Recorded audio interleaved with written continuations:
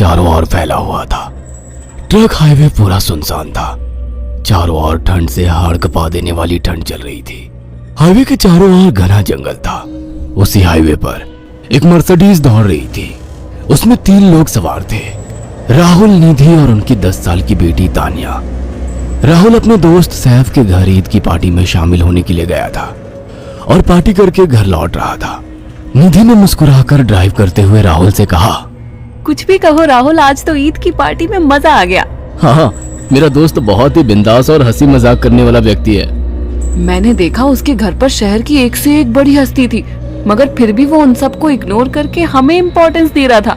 हाँ, देगा क्यों नहीं, आखिर मेरा दोस्त जो है।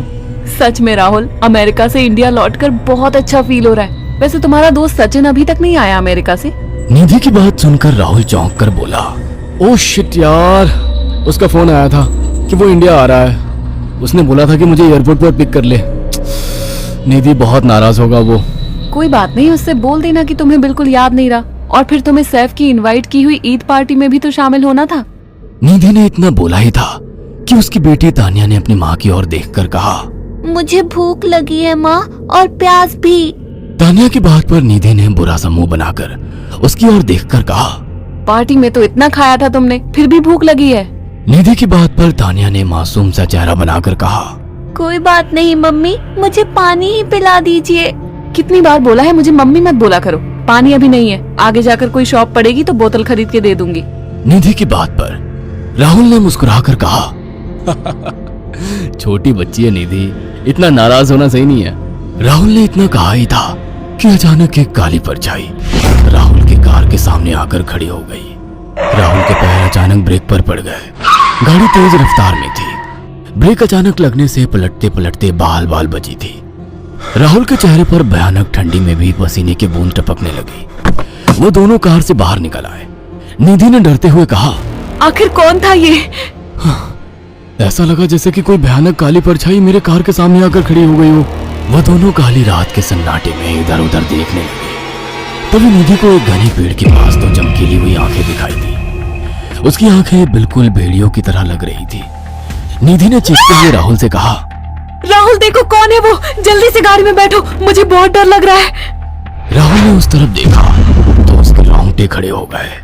वो दोनों गाड़ी के अंदर बैठने ही वाले थे कि अचानक एक अजीब सा चेहरा वाला भयानक सा आदमी बिजली की रफ्तार से उनके सामने आकर खड़ा हो गया। राहुल ने देखा कि उसका चेहरा बिल्कुल सड़ा हुआ था और उसकी आंखें भेड़िए की तरह चमक रही थी।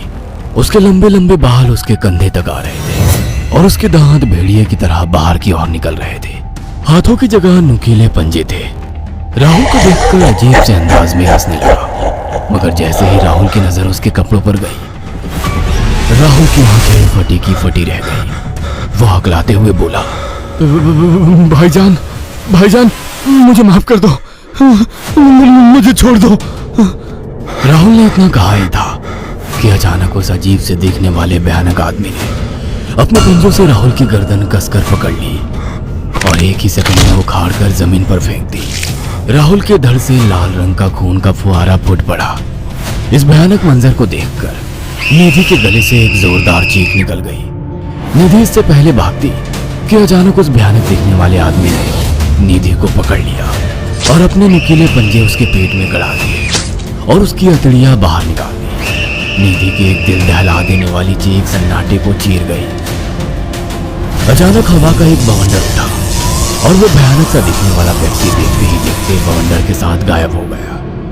तानिया ने डरते डरते निधि के मोबाइल से पुलिस और सैफ को बुला लिया और कुछ ही देर में वहां चारों ओर पुलिस की गाड़ियां थी।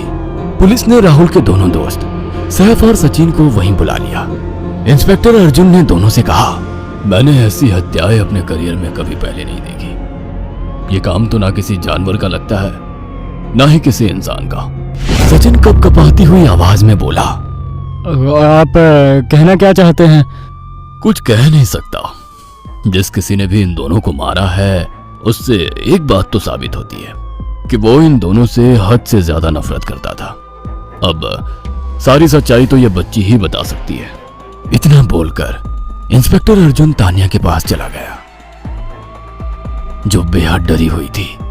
तानिया ने आंखों देखी सारी घटना इंस्पेक्टर अर्जुन को बता दी। तानिया की बात सुनकर इंस्पेक्टर अर्जुन कंफ्यूज चेहरा लेकर मोबाइल पर किसी से बात करने लगे। सचिन इंस्पेक्टर के पास आ गया और सैफ भी डरता हुआ इंस्पेक्टर अर्जुन के पास आकर बोला, क्या हुआ इंस्पेक्टर? तानिया ने क्या बताया? उसने जो बताया वो काबिल यकीन नहीं है। उसकी बात पर किसी भी तरह से यकीन नहीं किया जा सकता। फिर भी कुछ तो बताया इंस्पेक्टर। हाँ, उस बच्चे के मुताबिक एक भूत ने निधि और राहुल को बड़ी बेदर्दी से मारा है। इंस्पेक्टर की बात सुनकर दोनों पूरी तरह से चौंक गए। क्या मतलब है इस बात का? बच्ची बेहद डरी हुई है। हम आगे की तफ्तीश जारी रखेंगे।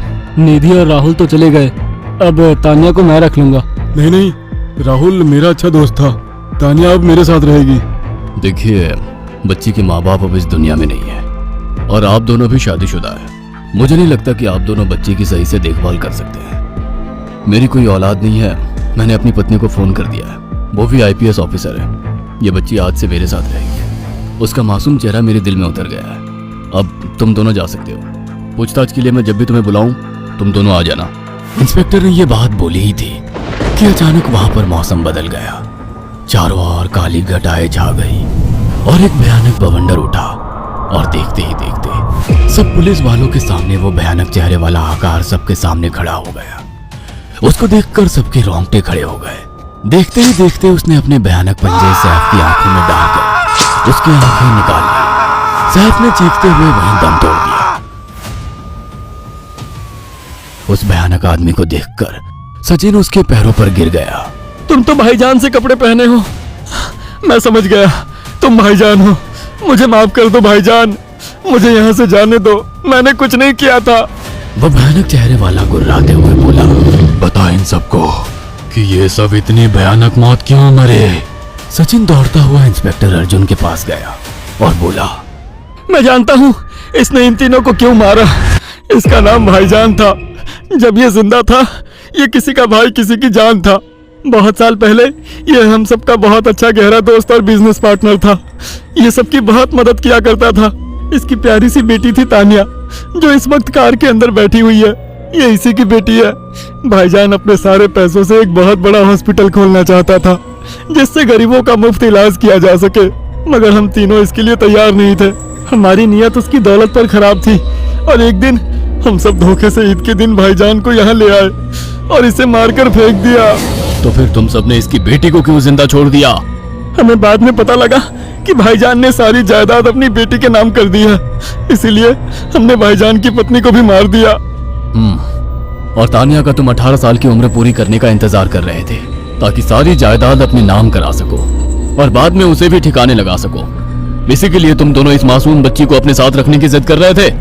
जी, आपने बिल्कुल सही कहा। हम तानिया को भी इसी जगह लाकर मार देते।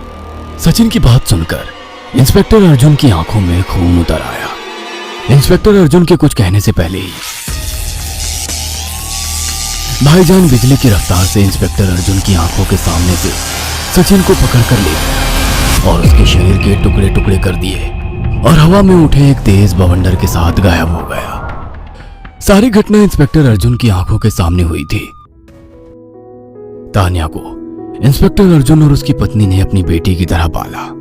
अगर आपको हमारी ये कहानी पसंद आई हो तो इसे लाइक और शेयर करना ना भूलें। साथ ही ऐसी और नई कहानियों के अपडेट्स पाने के लिए हमारे चैनल अक्षु टीवी को जरूर सब्सक्राइब करें।